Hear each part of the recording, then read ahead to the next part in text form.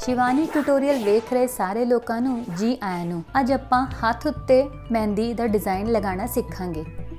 यह डिज़ाइन पूरे हथ ते लगन वाला मेहंदी दा डिज़ाइन है। सब तो पहले एक टेढ़ी लाइन लगा लो, कलाई ते इस तरीके नाल टेढ़ी लाइन लगाओ। हुण इहदे अगे छोटी छोटी पत्तियां दा डिज़ाइन पा के एक सीधी लाइन लगा दिओ इस तरीके नाल। हुण इस सीधी लाइन दे अगे फुल दी पत्तियां बना के उहदे अगे भी एक सीधी लाइन लगा दिओ। इस पूरे डिज़ाइन नू हथ दी कलाई ते भी ले आओ ते एक वी अल्फाबेट दा आकार देंदे हुए इस तरीके नाल पूरा दा पूरा डिज़ाइन असी इत्थे रिपीट कर देंगे।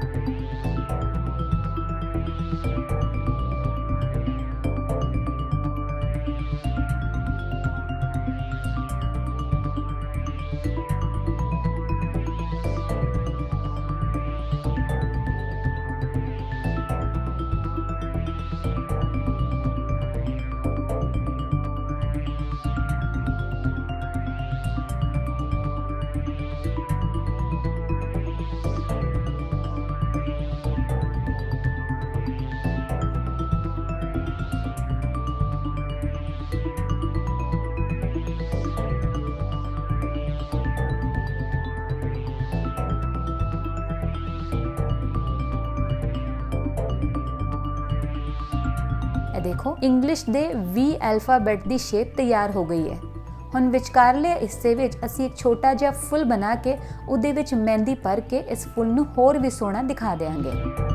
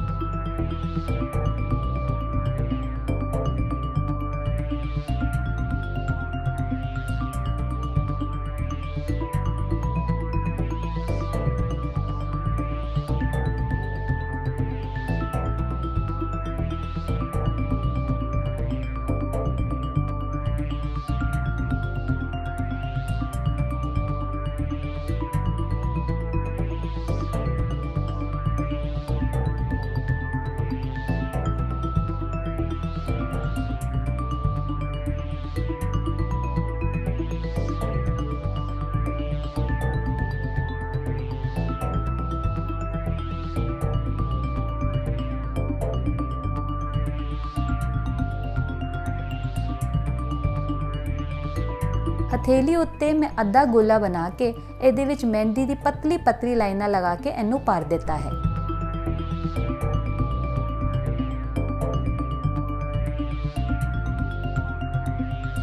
ਹੁਣ ਇਹਦੇ ਚਾਰੋਂ ओर फुल ਦੀ ਪੱਤੀਆਂ ਲਗਾ ਕੇ ਮਹਿੰਦੀ ਦੀ ਮੋਟੀ ਦੀ ਲਾਈਨ ਦੇ ਨਾਲ ਇਹਨੂੰ ਹੋਰ ਵੀ ਸੋਹਣਾ ਬਣਾ ਦੇਵਾਂਗੇ।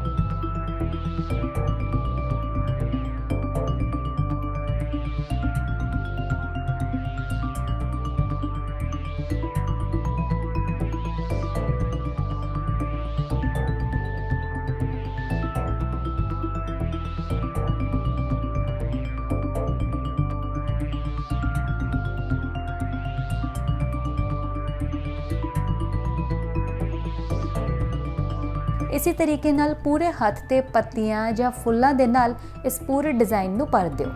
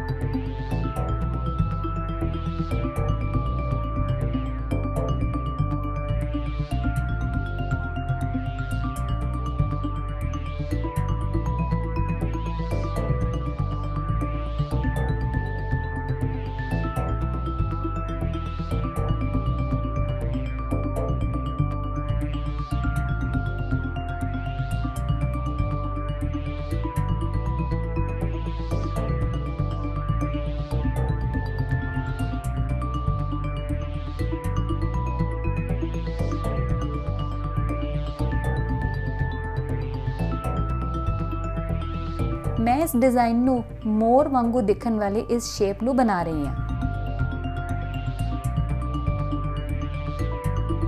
साइडां ते भी छोटे छोटे फूल या गोलाकार छल्ले दा डिज़ाइन बनाते हुए इस तरीके नाल हथ नू भर लो।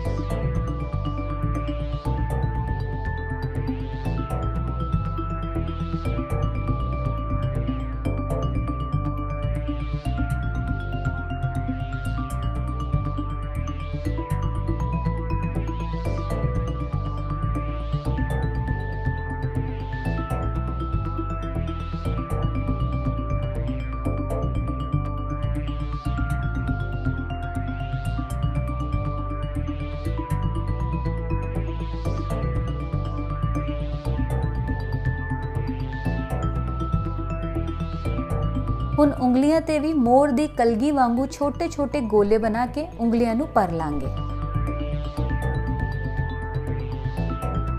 हथ दे सीधे पासे भी गोलाकार ते अद्धे गोले बनाकर मेहंदी दे डिजाइन पा के इस तरीके नाल सोहना जिहा डिजाइन तैयार हो जाएगा।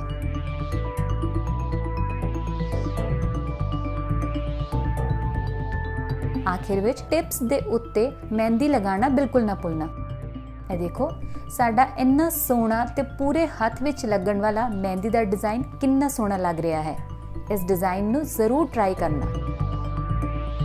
वीडियो देखने ਲਈ ਧੰਨਵਾਦ। इस वीडियो ਨੂੰ लाइक करो, शेयर करो ते साडे चैनल ਨੂੰ सब्सक्राइब करना बिल्कुल ना भुलना।